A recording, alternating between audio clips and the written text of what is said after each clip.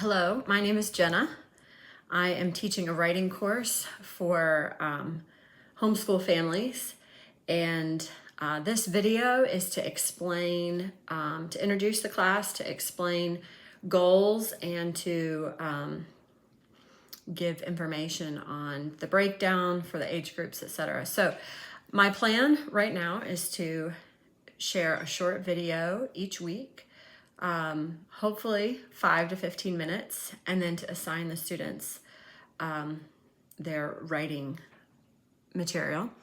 And then some of the early videos will be for all the students, but as we progress through the assignments, they will be tailored to a 3rd and 4th grade level, 5th and 6th grade level, and then a 7th and 8th grade level. I encourage you as the parent to watch these videos with your student, especially if you're not familiar with writing, because this equips you to better grade their work and to tailor this class to your student.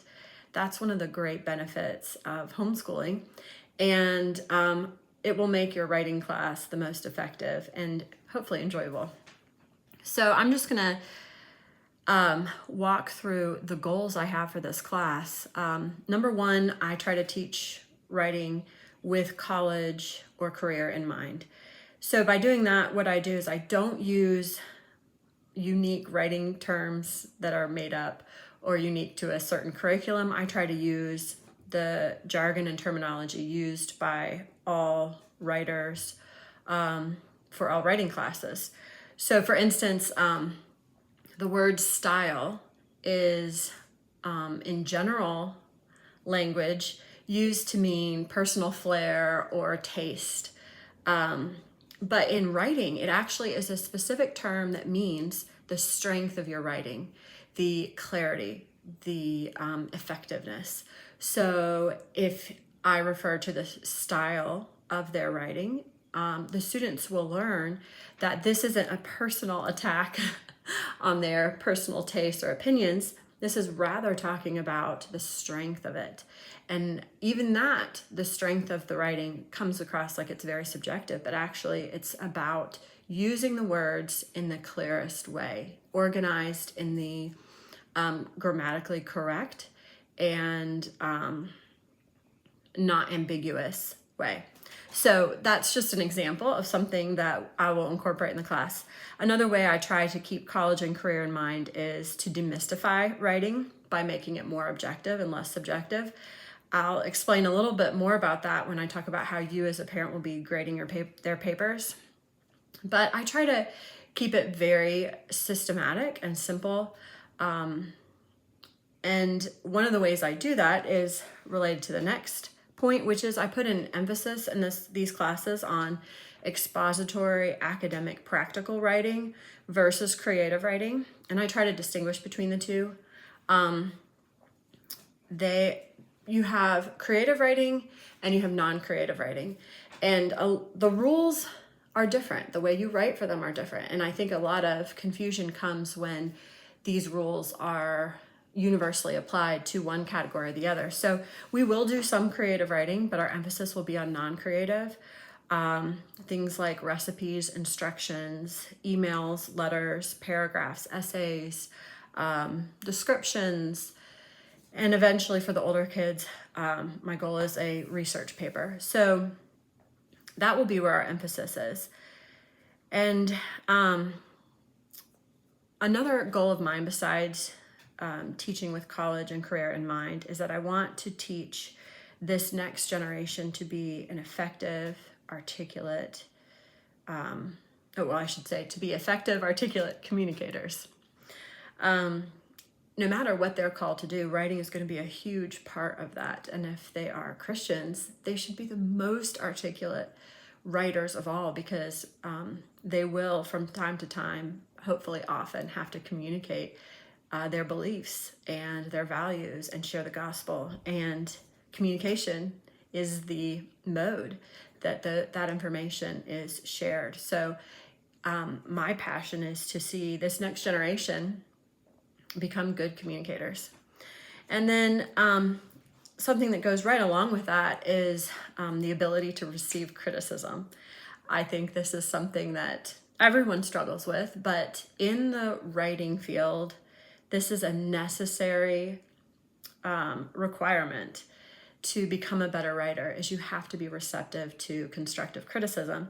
So actually that's an introduction to our first lesson of the year, is we'll talk about how to receive criticism and what that looks like in writing. We'll talk about the editing markups that are used universally and how to translate that into correcting your own work or learning to edit someone else's work. So I'm excited about that. The first lesson will be following this video. So, and then fourthly, I try to make it fun. And so this is something that homeschooling really allows for, is the opportunity to really tailor this to your student. So some suggestions here. I think the most effective writing is when you have a very specific audience in mind and you have a very clear purpose.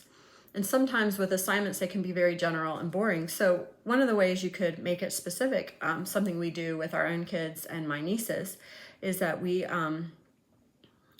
write everything with the goal of putting it in an end of the semester newsletter that we send out to our extended family. So our specific audience has been defined by our family.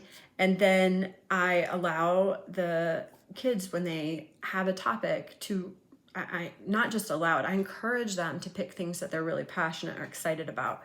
So when we, at the end of the year, collect all these assignments, we have columns on, we have book reviews on their favorite books. We have argumentative essays where we'll have one cousin take one side and one take the other, and it's normally a topic that is really enjoyable for the whole family, like video games. Or I have a niece who loves anything that has to do with animals, and all of her articles center around those topics. So it allows them to really enjoy things that they are already interested in. So I'll talk more about grading here for a second, but with that in mind, I will. I want to return back to the topic of grading. I know this is something that's intimidating to a lot of parents, so I want to explain how I grade and how I encourage you to grade, and try to break it down into a simple, very achievable thing. Each week I'll give the students a writing assignment. Normally it will be a full writing assignment. The first couple weeks it may be more like a worksheet, which is very straightforward. But for most of them, I will give a writing assignment. And the way that I encourage you to grade is when this assignment is given, I'll give several very objective requirements. For instance, I may say a topic on one of our first assignments may be to give instructions on something that they enjoy. So the requirements would be, it has to be about instructions. It has to be one paragraph, has to have a title, has to have 7 to 10 sentences. It must be due, it must be given to me before the due date. I personally require my kids to type theirs out and have it printed in my hand and emailed to me. So you can customize it as well. So once you have these assignments, you let them go write. And then when they turn it in, the way you grade it is very simple. The number and letter grade will correspond with those objectives. So if I gave them 7 objectives, if they get all 7 of those, it was turned in on time, it was typed and emailed, it had enough sentences, it had a title, etc. For every one of those, they get a point. So if they accomplish all of their objectives, it is 7 out of 7. If they miss one, if it's late, if it doesn't have enough sentences, if it doesn't have a title, etc., then you take a point away. So it's a very simple grading system. So I would put that at the top of their paper, 7 out of 7, 10 out of 10, whatever the number would be. But I also am going to mark up the paper with the markings that I'll include in the first lesson for you and your student. And Those markings become their second assignment. So the second assignment, the next week I'd give them a fresh new writing assignment, plus they have to do a revision of the first assignment. So the revision means that for every markup I make, they have to correct that markup.